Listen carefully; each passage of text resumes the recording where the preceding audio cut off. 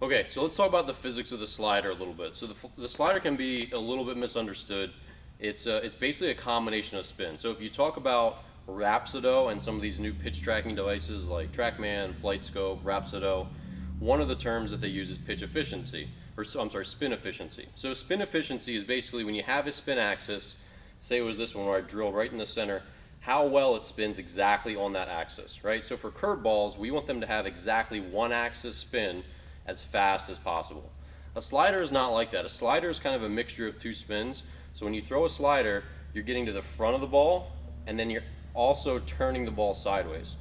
So turning the ball sideways, creating quote unquote bullet spin, would mean the ball doesn't actually move at all. Because when you fire a bullet out of a gun, it goes dead straight because of the rifling that causes bullet spin.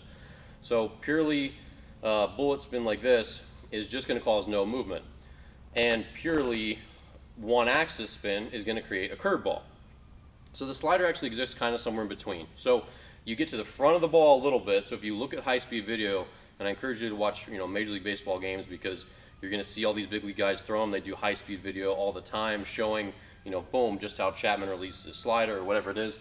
And when they get to the front of this, you'll see them get to the front of the ball, and then as they follow through, as they start to come through, and they'll eventually pronate. You pronate on every pitch. They get to the front of the slider a little bit, so out in front, kind of like 1 o'clock. If the clock was here and this is 12, this is 1, is it for the righty? So they're getting out in front, and then they're spinning it. So that's where we're getting a little bit of forward spin, and then we're coming back through and adding that bullet spin. Okay? So that's something to think about when you're throwing a slider. So you're thinking, how do I accomplish this? How do I throw this pitch? It's not getting around it. You're not throwing it like the Little League curveball, quote unquote. You're not trying to make it break laterally. You really have to think, be through the ball, get on top of the ball, but there's still just a little bit of that tilt component. So if you kind of think about your fingernails are going to kind of get, it's at like basically pointing towards 1 o'clock. And a lot of coaches teach the cutter and the slider kind of like a handshake. So you're trying to point these two fingers towards the catcher, and that's a really good way to think about it. You're trying to get in front of the ball and then come back through the ball like that. And that's how you get this combination, this mixture of spin, where you have a much lower spin efficiency, because you're not spinning the ball just on one axis, it's a mixture. And then that's what gets the combination of break, and it's just a very different pitch. All right, so just a little bit of the physics overview, because the slider is an awesome pitch. It can be a great pitch for one pitcher, and a curveball can be a great pitch for another pitcher. It's just about finding the right pitch for you.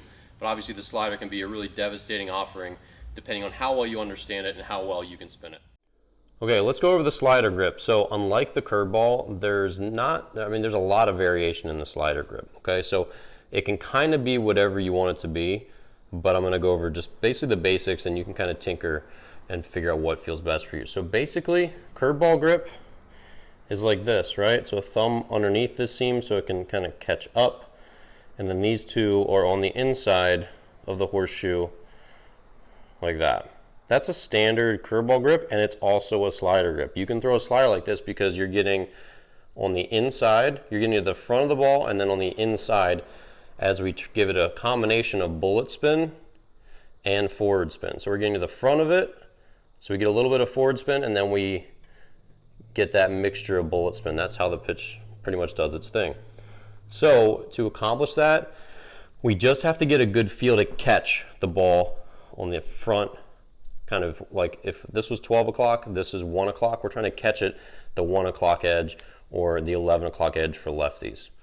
So when I learned a slider, I threw this in 2 different seasons. I tinkered with it, and it was a much easier pitch to learn and immediately be somewhat effective with than a curveball. I learned from my whole bullpen. I got probably 8 guys, taught me 8 different grips. I kid you not. They all had a slightly different way of throwing it. So at the end of the day, it's really mostly about the arm action and the feel of it and the way you spin it with your hand, not as much on the grip. Because if it was all about the grip, then there'd be one right way to do it, but really it's about how you spin it. So you could be here, we're on the inside of this seam, you could be a little farther up. I've had some guys throw one from here. Guys like to sometimes catch their middle fingers right there on the seam like that. Some guys show me how to catch it here. So either way, as I'm throwing it, boom, I have seam to grab and help it snap off a little bit.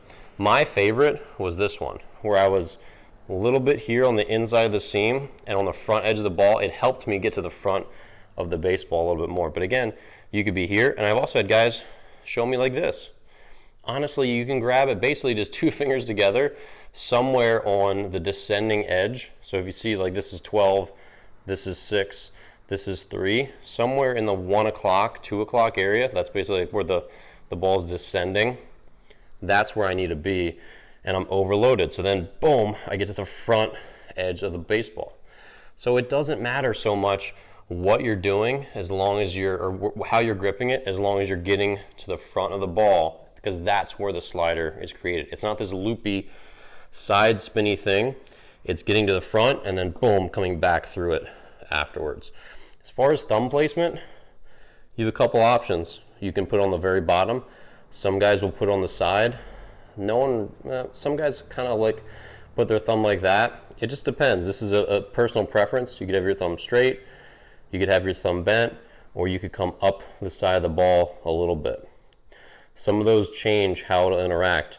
So whether you're here, here, or here, it's pretty much up to you. There's a lot of tinkering you can do with the slider. So I'd encourage you, again, just to go out and throw it. Make sure you have a throwing partner who will give you good feedback, and they'll tell you, hey, that one was sharper, that one was not as sharp, that one looked very different, that one looked kind of slurvy, that one looked kind of straight up and down or at an angle. Everyone throws a different version of pretty much the same pitch, and you could have a different signature. So if you remember Brad Lidge in the big leagues, his slider broke mostly straight down, right? He had a little bit of lateral English, but not as much. A guy like John Smoltz, Chris Sale, these guys have a lot of lateral movements, probably equal parts down and lateral. So it can be what you want it to be. So don't force it into any one mold, but the way you grip it is going to have an influence a little bit on the shape, but it's also going to have an influence of you getting to the front. But the core of the slider is getting to the front of the ball and then applying forward spin and bullet spin. So it's not just on the side, because then it wouldn't break at all. That's why bullets fly straight. And it's not a curveball, because we're not getting on the front of it. It's a combination of the two. That's the easiest way to think about it. So when you grab the baseball and you're about to throw a slider, tinker with it, throw them a ton in practice, ask for feedback, and find the grip that works for you.